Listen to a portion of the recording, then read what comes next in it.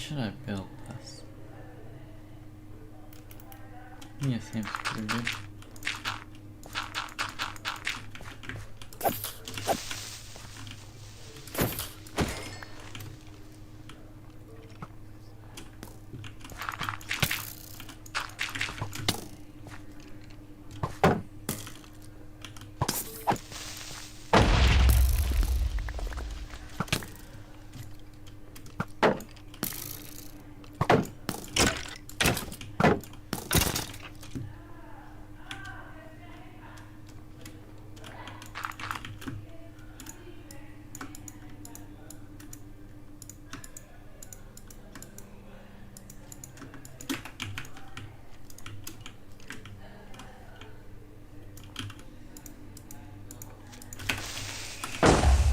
No, stop.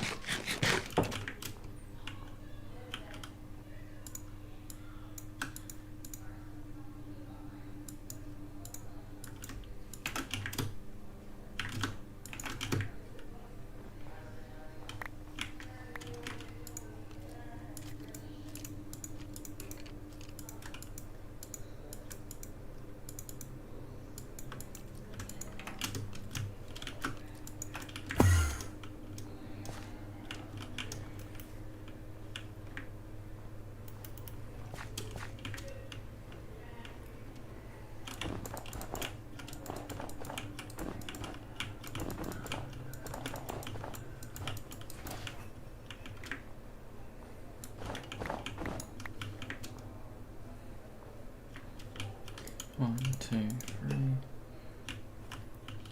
1, 2, 3, 4, 5, 6, 7, 8, 9, 10, 11, 12, 13, 14, 15, 16, 17, 18, 19, 20, 21, 22, 23, 24, 25, 26, 27, 28, 29, 30, 31.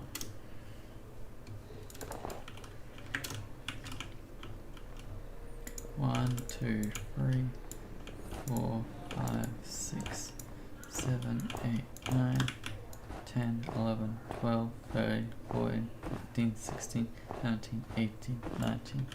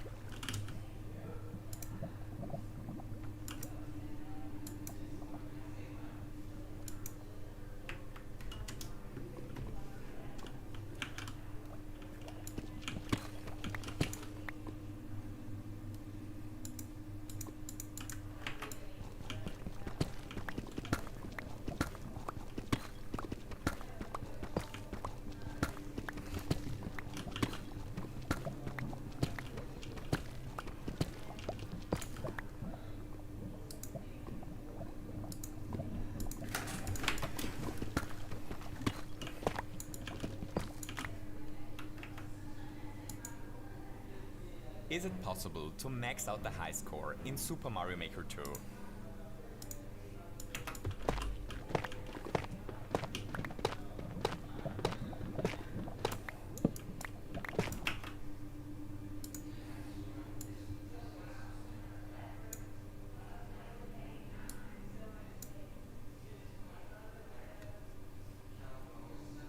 Appeared to be impossible. Naturally, this record only stood for about 8 hours before it got beaten. So today we're going to discuss lots of ideas that popped up in the comment section below first high score attempt. We'll take a look at those potential improvements and we'll try to finally answer the question whether the perfect highest high score in Super Mario Maker 2 is possible. So you ready? Let's do this!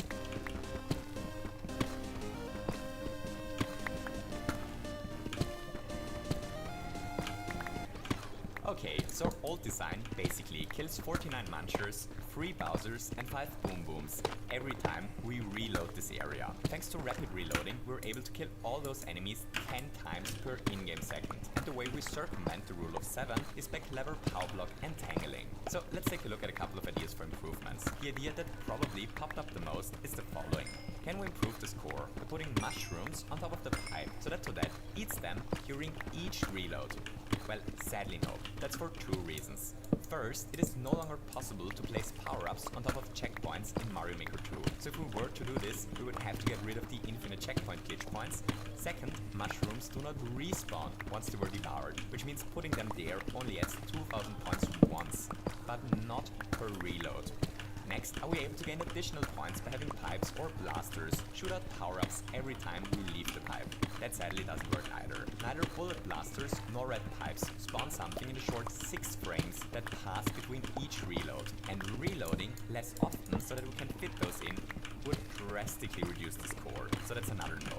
The next idea, however, is a really interesting one. Can't we split the Bowsers and Boom Booms over all the different score batteries so that they grant us 8000 points as the first kill in a set of 7? So the answer to this question is actually surprisingly complicated. When 7 enemies are killed at once, then the first one is always 200 points, and then they grant us more until the 7th enemy dies, which grants us 8000 points. The idea here is to swap out the first 200 points Muncher kill for an 8000 points Bowser kill, so that we get a total of 24,200 precious score points for each score battery, instead of just 16,400. On paper, that would push up our per reload score drastically, but sadly there's a tiny problem. Bowsers are always calculated last when destroying a set of 7. No matter how we place the 6 Munchers and this Bowser, the Bowser will always get destroyed last, which means that putting a Bowser in a normal score battery doesn't improve the score it grants. Bowser or Muncher, we always get the exact same amount of points. So here is where this gets interesting. If we build a Muncher tower, this is no longer true, because if Munchers are towered, their calculation order changes. Now, the 2 Munchers at the bottom die first, then Bowser, and only then the towered Munchers are affected by the Poplotion. There is a strange quirk in the way towered enemies are handled when a power block explodes. Only a maximum of 3 stacked Munchers get defeated. If the tower is higher, the Muncher at the top survives. So if we want to kill 7 enemies at once, then the best setup is this one. Here we replace the 1000 points kill with the 8000 points Bowser kill. This is an improvement of whopping 7000 points per reload per score battery. That is pretty significant. So why didn't we use this trick? Well, that's because we sadly don't have enough room to stack Munchers in our design. Since we're trying to entangle as many sets of 7 as possible, we just don't have the space to power the Munchers. So giving the Bowsers and Boom Booms their own separate set is the best solution for now. Okay, so the next improvement idea that popped up often is the following. And we just use vertical sub-areas, since those stay permanently loaded, so that we can fit in more than 8 score batteries. The answer here is a no, once again, for 2 reasons. First, even if everything stays loaded, it doesn't change that we would have to load the area first, which would mean that we can't rapid reload and would reduce the score drastically. And second, and much more importantly, when I spread the rumor that vertical sub-areas are permanently loaded, I sadly lied to you by accident. Vertical sub-areas don't keep everything above us loaded. What is actually happening is much wilder and much weirder. So shout out to YouTuber Smashboss who figured out what is exactly going on. Basically the game does not keep everything above Mario loaded. For whatever mysterious reason, it only keeps the uppermost 16 blocks globally loaded in a vertical sub-area. We can visualize this here. This two-state flipper contraption is placed exactly 16 blocks below the upper area border, which means it is still inside the permanently loaded area. No matter how far Luigi travels, the two-state flipper never unloads. But if we put this contraption only one block lower, then it suddenly is no longer inside the permanent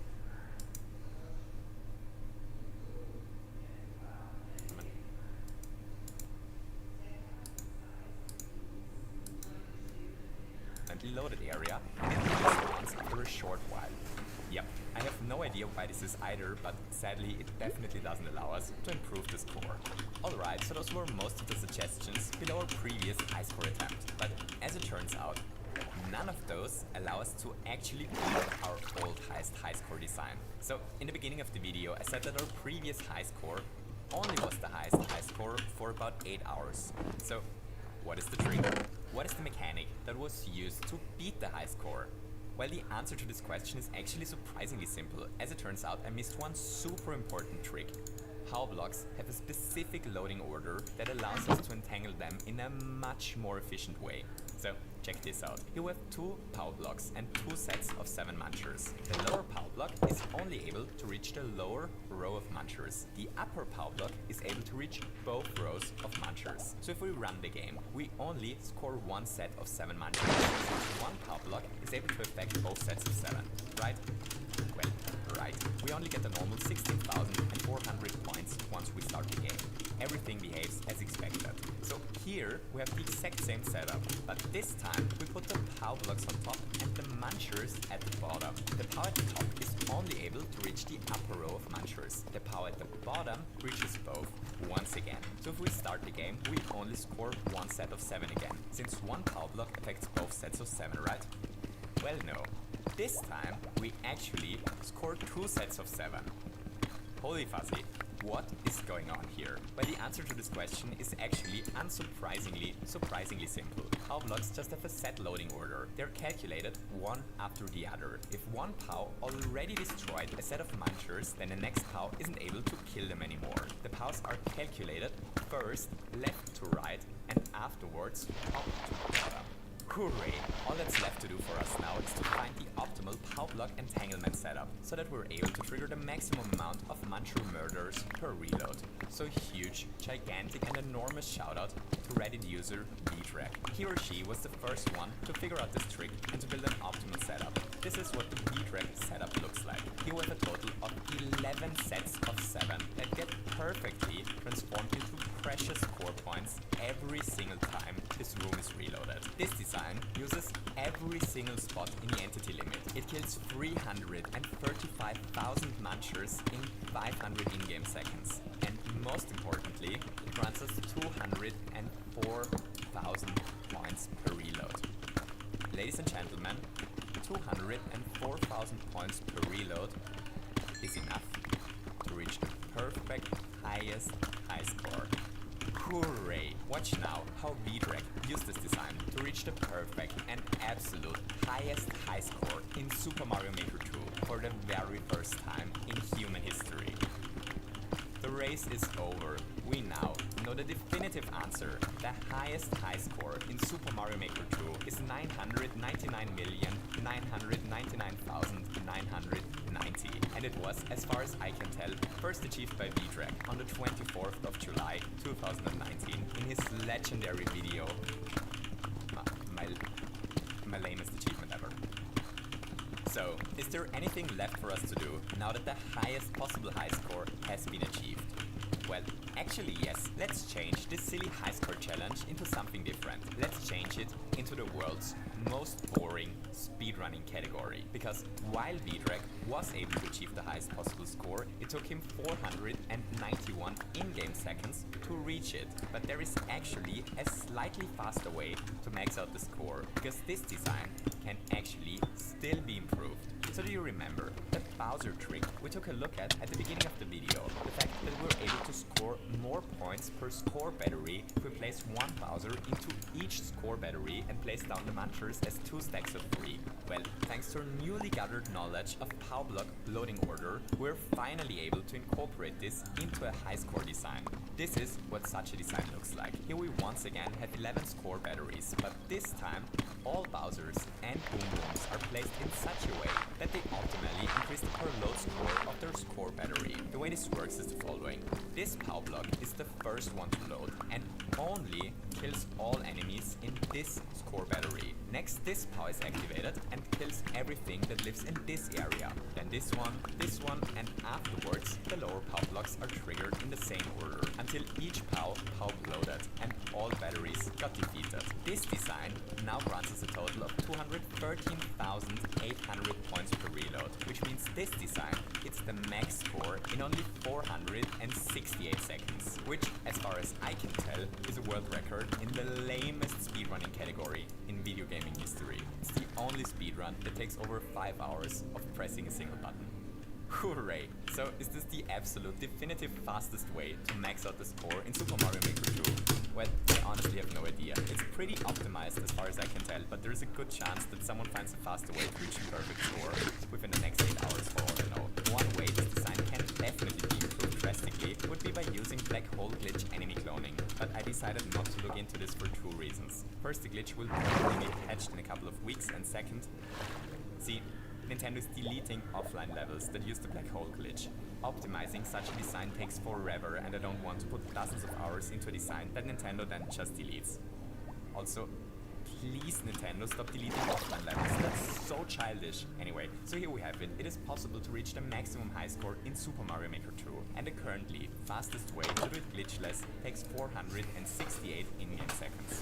I hope you enjoyed this little video. If you did, don't forget to leave me a thumbs up, and maybe you feel especially maxed out today and want to hit the subscribe button as well. I hope that all of you have a wonderful day, and to see you soon. Goodbye!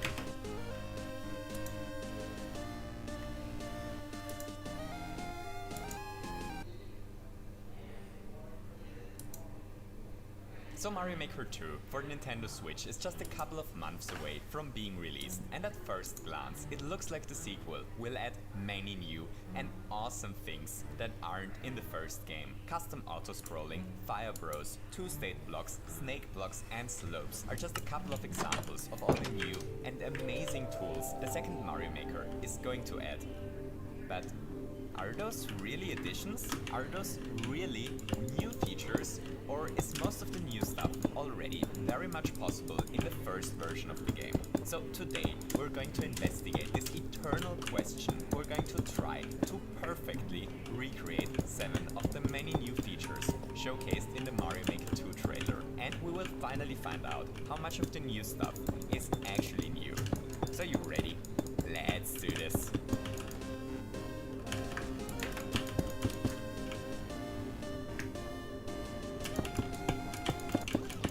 So let's start by recreating the little evil Fire Bro that decided to hide in the top right corner of the trailer. So here is our first recreation.